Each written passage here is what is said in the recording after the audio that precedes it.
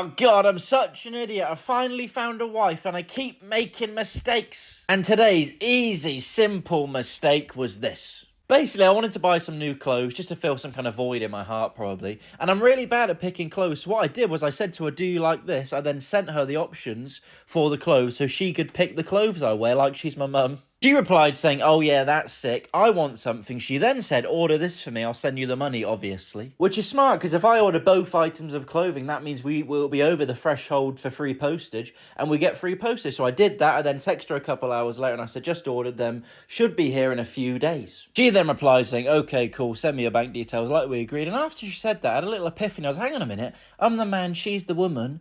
I'm meant to provide. I'm dating her. It's going well. I'm meant to provide for her.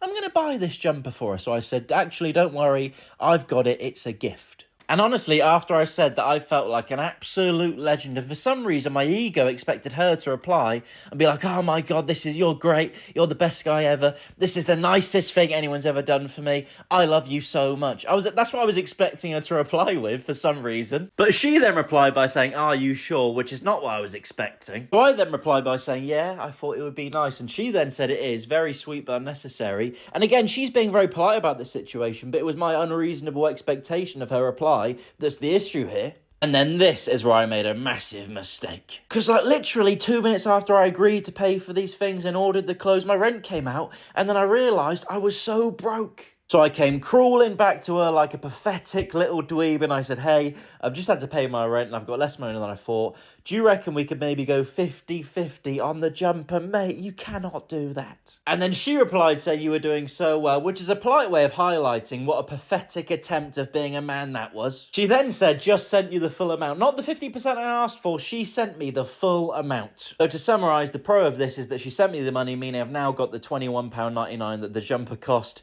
But the con is that she definitely thinks considerably less of me as a man.